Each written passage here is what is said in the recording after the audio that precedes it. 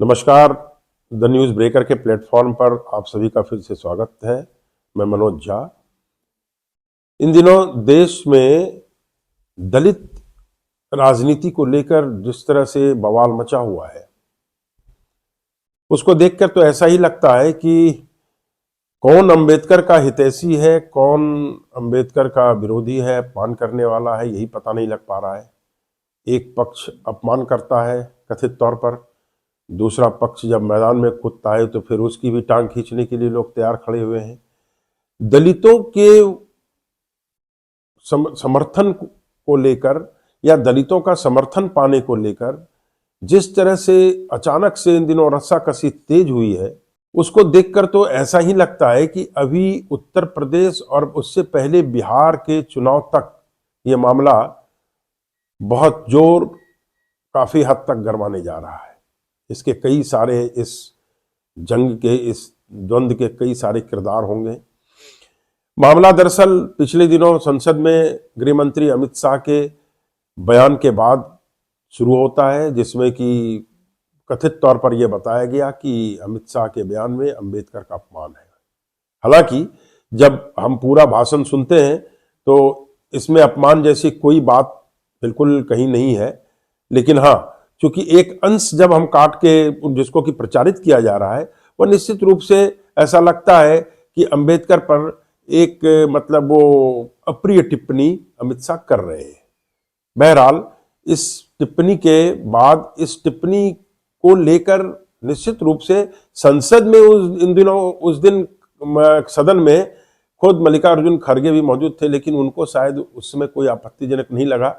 बेशक कांग्रेस के योग्य रणनीतिकारों ने बाद में उसमें ये जरूर देख लिया कि हाँ, इस मुद्दे को विवाद को हवा दी जा सकती है, और ऐसा हुआ भी। जैसे ही कांग्रेस ने अगले दिन संसद परिसर में दलितों के अपमान को लेकर, बाबा साहब के अपमान को लेकर मोर्चा खोला, तो भारतीय जनता पार्टी या सरकार पूरी तरह से बैकफुट पे नजर आई। तुरंत प्रधानमंत्री ने सबसे पहले ट्वीट किया, फिर अमित शाह की प्रेस कॉन्फ्रेंस हुई, फिर तमाम भाजपा के दिग्गज नेता मैदान में आए प्रेस से बोलने, सफाई देने। खैर, सच्चाई जो है वो जनता के सामने है कि अमित शाह का शायद ऐसा कोई इरादा नहीं था, या उन्होंने बोला भी नहीं। लेकिन कहते हैं ना कि तीर कमान से और बात जुबान से जब एक बार निकल जाती है तो फिर उसका वापस होना बहुत मुश्किल होता है। अब सवाल है कि दलित और अंबेडकर के नाम को लेकर दलित समाज को जिस तरह से मतलब एक उकसाने का प्रयास या सक्रिय करने का प्रयास कह सकते हैं, उकसाना तो नहीं कह सकते, लेकिन हाँ, उनकी जो चेतना है उस चेतना को नए सिरे से जागृत करने का आखिर ये प्रयास क्यों चल रहा है।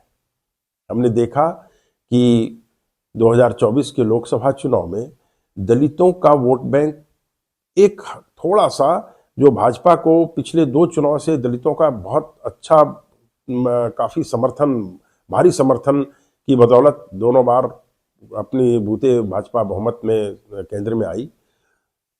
तीसरी बार 2024 में दलितों का वोट शेयर निश्चित रूप से भाजपा से थोड़ा सा छिटका और वो कांग्रेस की तरफ या इंडिया गठबंधन की तरफ जाता हुआ दिखा।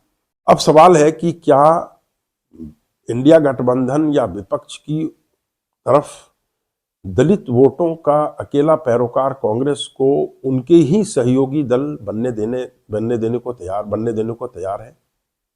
उदाहरण के तौर पर आप उत्तर प्रदेश में देख लीजिए कि क्या चंद्रशेखर का अचानक से फिर से सक्रिय हो जाना, या फिर क्या अखिलेश यादव ही दलित वोटों पर कांग्रेस की दावेदारी उनको मंजूर होगी।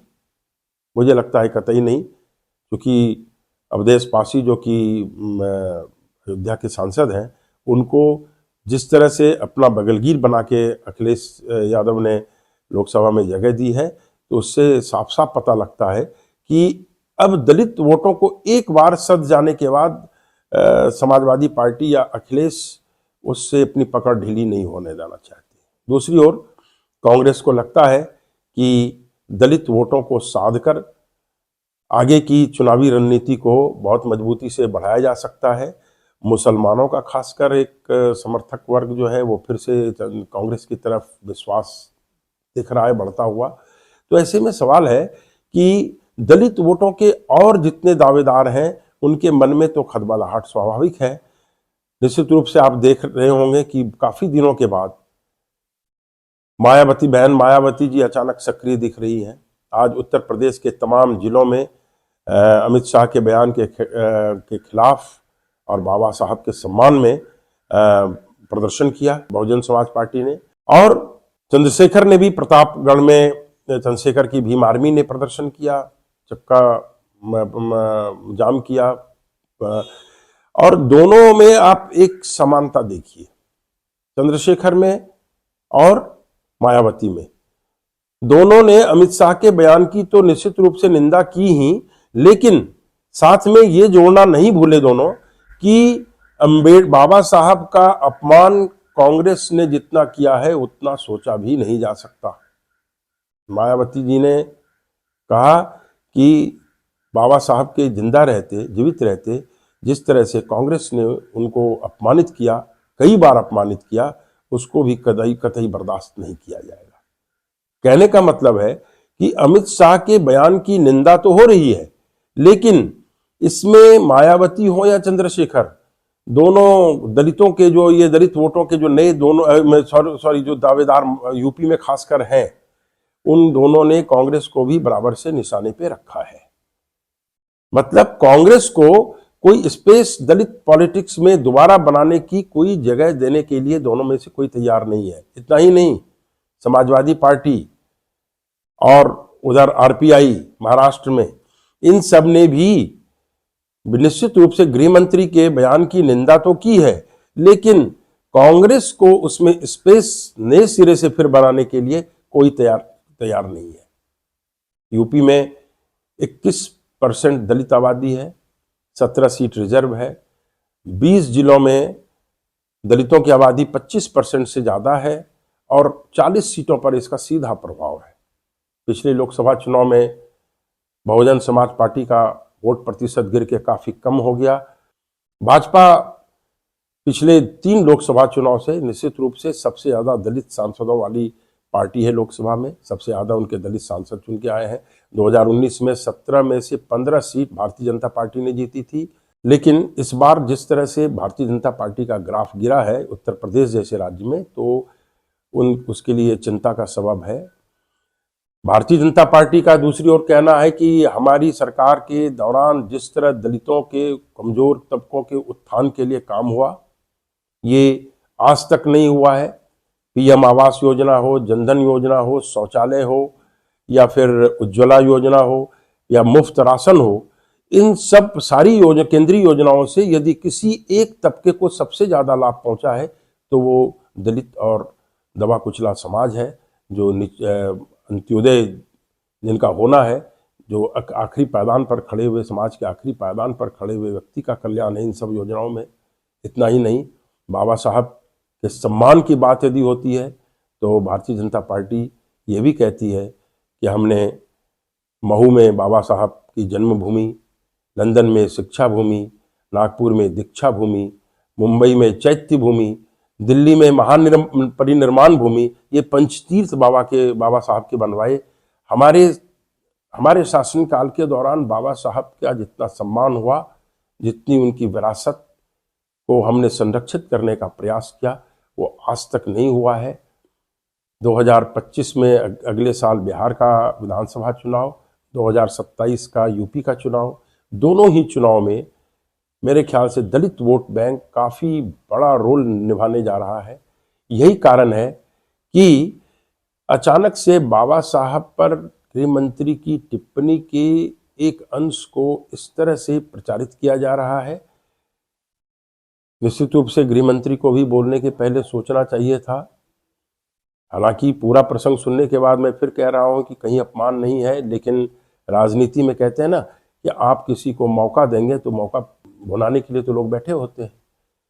और उधर दलित वोटों के दावेदारों की अचानक से मैदान में सक्रियता को देखते हुए कांग्रेस भी फिर से सक्रिय हो गई है। राहुल गांधी अचानक से महाराष्ट्र के पढ़वनी पहुंच गए।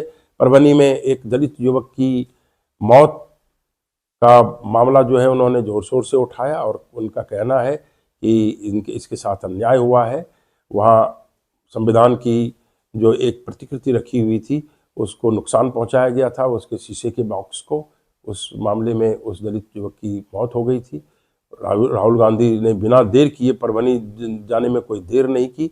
तो कहने का मतलब यह है कि दलित वोटों के इतने सारे दावेदार हैं इस समय मैदान में कि मुझे लगता है कि दलित समुदाय जो है वो खुद ही एक बार कहीं ना कहीं मति भ्रम का शिकार हो सकता है कि असल में हमारा पैरोकार कौन है, असल में हमारा हितधारक कौन है, हित करने वाला कौन है। भारतीय जनता पार्टी के अपने अलग दावे हैं। सवाल है कि बाबा साहब के बहाने जिस तरह से अचानक दलित राजनीति को हवा देने की कोशिश की जा रही है, उसका आगे आने वाले राज्यों में विधानसभा चुनाव में क्या असर होगा? क्या दलित वोट का ऊंट किसी करवट बैठेगा, या फिर जो पिछले 10-12 साल से एक ट्रेंड दिख रहा है दलित वोटिंग का, वही ट्रेंड बना रहेगा? क्या मायावती का उत्थान संभव है? क्या चंद्रशेखर दलितों के नए हीरो बनेंगे, नए नायक बनेंगे? क्या राहुल गांधी की आवाज़ दलित गंभीरता से सुनेंगे? क्या अखिलेश यूपी में दलितों के खेवनहार बनने की कोशिश में कामयाब होंगे? ये तमाम बातें, तमाम प्रश्न अभी भविष्य के गर्भ में है। फिलहाल बाबा साहब के प्रति संपूर्ण सम्मान का प्रदर्शन करते हुए मैं इस चर्चा को यहीं विराम देना चाहूँगा। बहुत सारी बातें आप सबके सोच और विचार पर मैं छोड़ता हूँ। ये वीडियो आपको कैसा लगा, इसको आप लाइक ज़रूर करिएगा, सब्सक्राइब भी करिएगा। कमेंट बॉक्स में कोई राय लिखनी हो तो राय लिखिएगा। अपने दोस्तों और परिजनों से इसको शेयर भी ज़रूर कीजिएगा। नमस्कार।